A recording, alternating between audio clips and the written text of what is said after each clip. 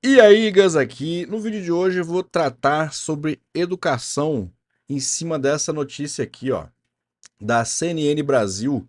MEC abre guerra contra EAD, o famoso ensino à distância, sem causa determinada. Fórum. É aqui, beleza. Aqui, esse é o nome aqui da notícia. Aqui eu estou utilizando um leitor de tela, mas o link desse artigo está aqui na descrição, caso você queira ver ele no originalzão, sem nenhuma uma firulinha. Caiu no colo do Ministério da Educação uma crise nas universidades e institutos federais. A perda de 15% de ingressantes, né, a galera que está entrando lá entre 2017 e 2022, e 30% de ociosidade na matrícula. Aquela matrícula que não se conclui, né? O cara some, desaparece. O peso das instituições públicas caiu para 22% dos universitários no país. É o pior índice registrado pelo censo.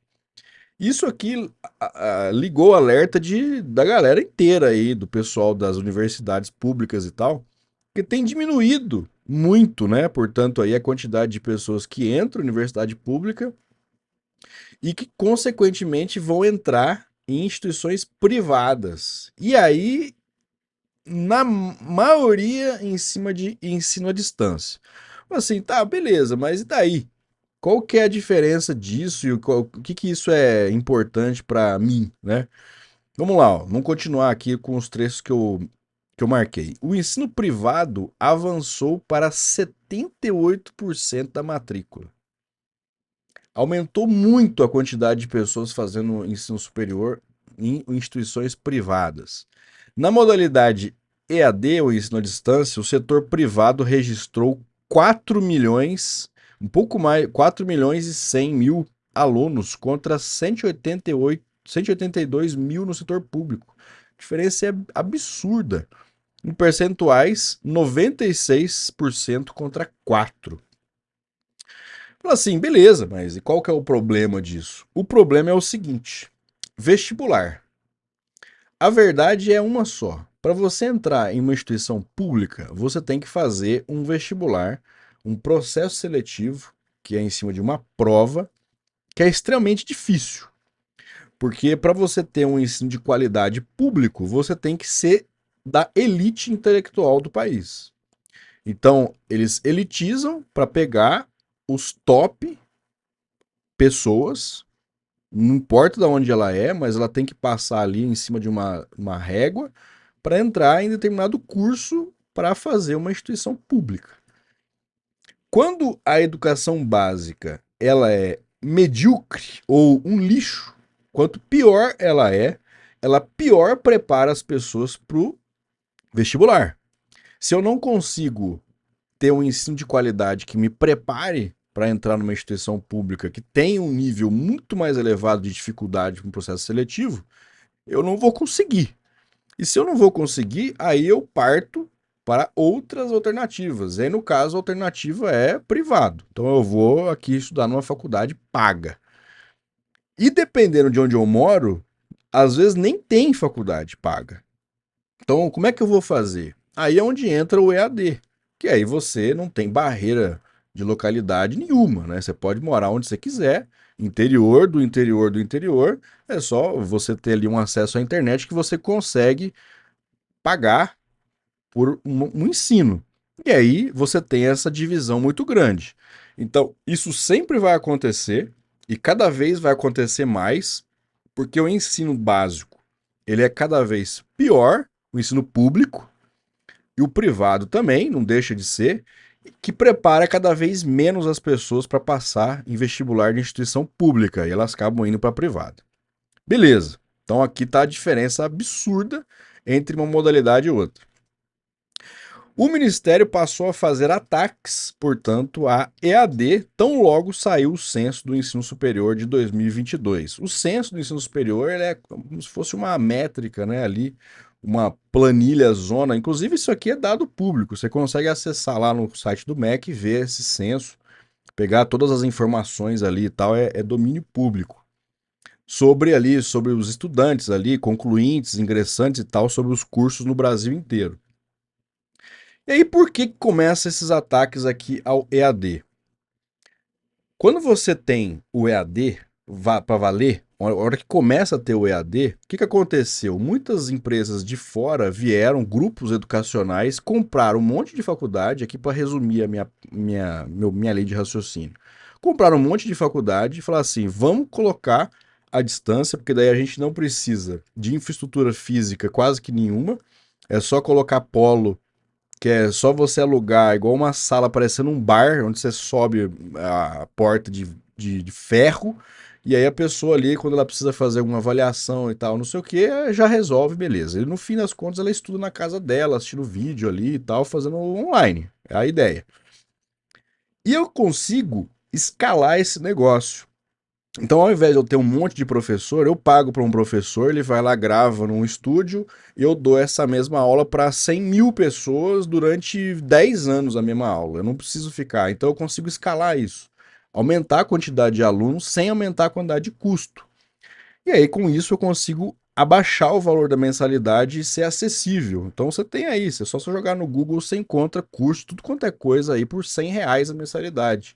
E é muito por causa disso. Agora, o problema é, e a qualidade? Será que é bom? Será que o pessoal tá aprendendo? Não tá? Porque aí, no fim das contas, você vai ter um monte de gente com diploma na mão que não sabe absolutamente nada. E aí isso vai gerar um outro problema. Então vamos lá. O que mais que tem aqui? Ó? Fala bastante coisa. De novo, aqui eu destaquei alguns pontos, você pode ler aqui esse artigo na íntegra, o link está aqui na descrição. Em 25 anos, a EAD foi do zero ao topo na liderança do ensino superior e somou pontos até então impossíveis para o Plano Nacional da Educação.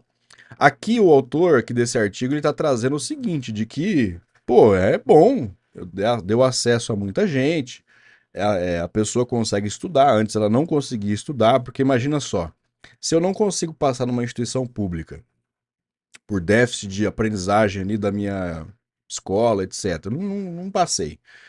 Eu tenho que ir, a minha outra alternativa é ir para o setor privado. Se eu não tenho dinheiro ou não tenho perto de mim, o que a pessoa antes ela fazia? Não fazia nada, ela não estudava. Agora, com o EAD, essa pessoa consegue estudar. E com os preços mais baixos, mais competitivos aí e tal, pelo que eu acabei de falar sobre escala e tudo mais, ela consegue estudar. Só que isso começa a falar assim, pô, mas será que esse negócio está sendo bom, não tá e tal?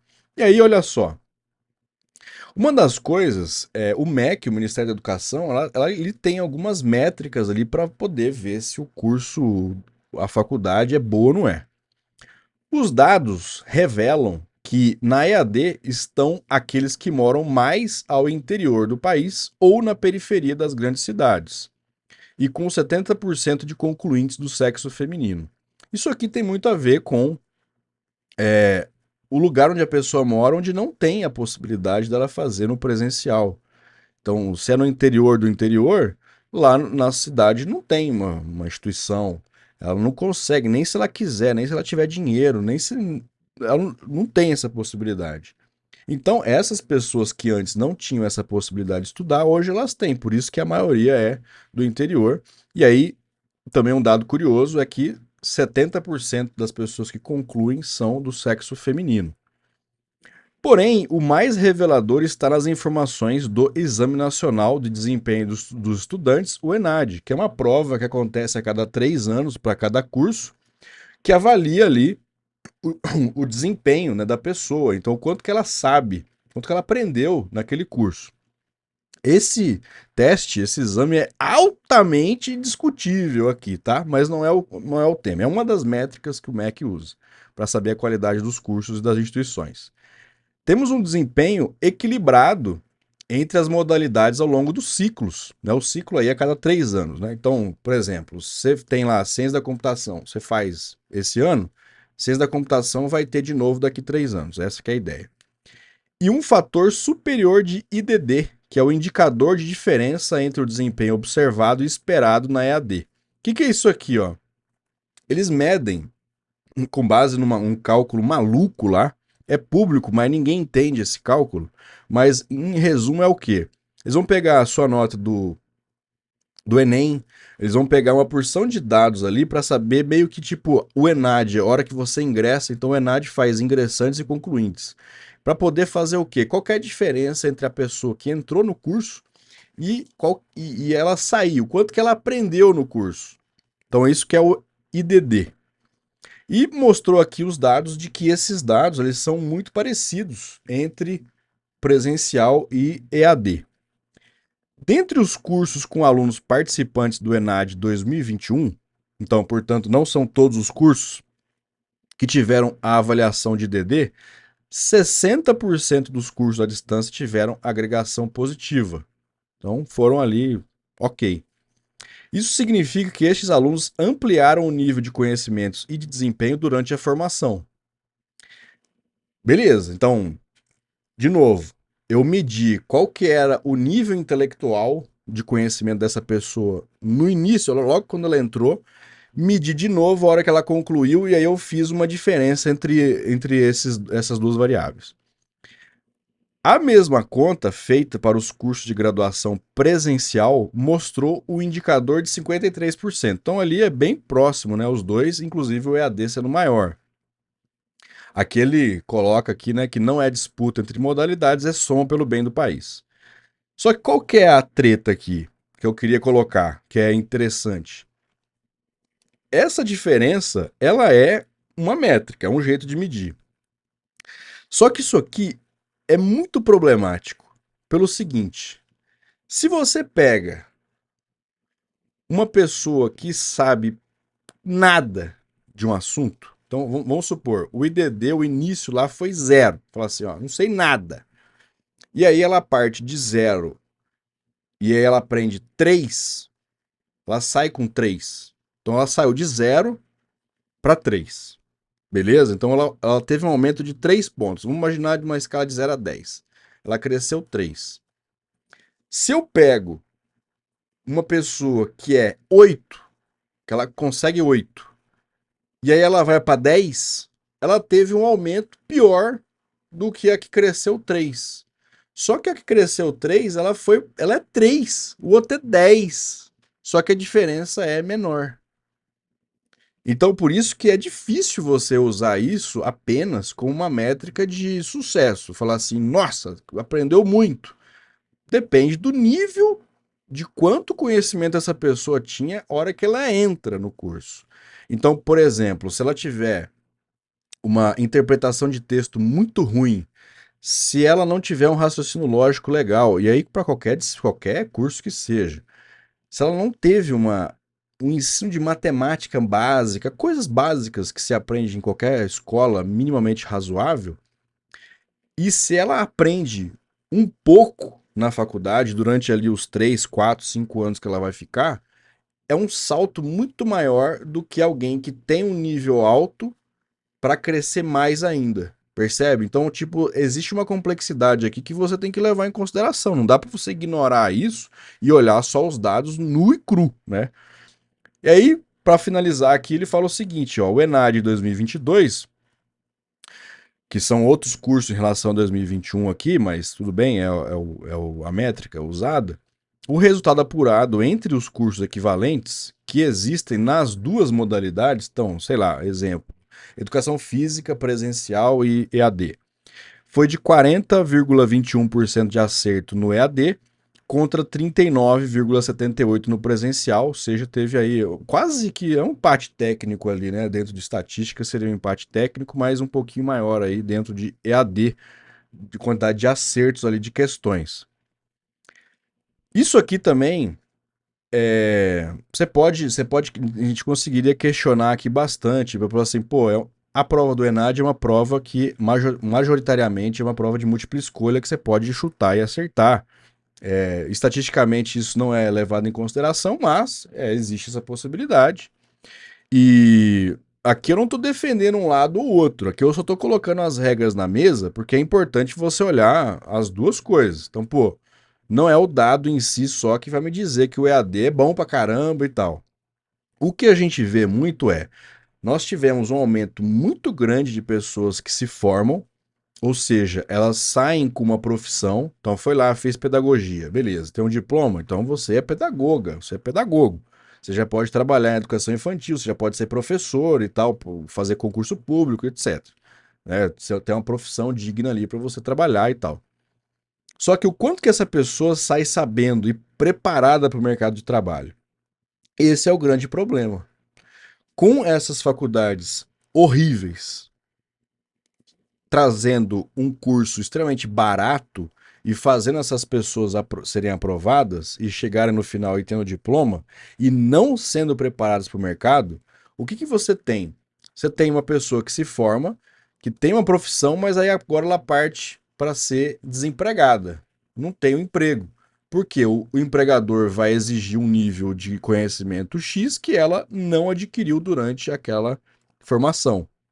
Então, é sempre um equilíbrio entre as coisas. A gente deve levar em conta muito a empregabilidade, o que o MEC não leva nesses dados aqui. Então, o quanto que essas pessoas são empregadas? Porque aí, de fato, você mostra para o mercado o quanto que essa pessoa e essa formação foi útil para aquela pessoa. Então tá aí, ó, uma tretazinha do MEC com o EAD. Isso pode ser bom, por um lado, vamos dizer assim, do MEC, né, do governo, olhar isso de alguma forma para melhorar o ensino à distância, que muita faculdade é horrível, são cursos extremamente medíocres, onde o aluno ele é um número ali dentro de uma multidão, onde ele não tem um ensino de qualidade, ele é fisgado pelo não conseguir entrar em instituição pública e pelo baixo custo da mensalidade, só que no final das contas ele não tem empregabilidade relevante porque ele não aprendeu o que ele deveria aprender. Então, isso pode mudar, de repente ali o governo colocar algumas métricas mais complexas ali para melhorar a qualidade do EAD, ou atrasar um pouco aí a nossa vida com isso, de ao invés de melhorar, vamos deixar mais difícil assim, vamos tirar essas coisas, né, que seria um retrocesso na minha opinião. Então tá aí, o negócio tá fervendo, é importante a gente olhar isso, porque isso afeta muito aí a galera que gosta de cursos online e tal, que você pode fazer as coisas aí da sua casa e tal, e que impacta diretamente a quantidade de acessos mesmo à educação aí para pessoas que antes não tinham nem a possibilidade, que é o caso aí de, por exemplo, pessoas que moram nos interiores desse Brasilzão aí. Essas são as minhas opiniões sobre essa notícia. De novo, essa notícia, o link está aqui na descrição, caso você queira olhar direitinho lá na CNN Brasil. Espero que você tenha gostado, valeu e até a próxima!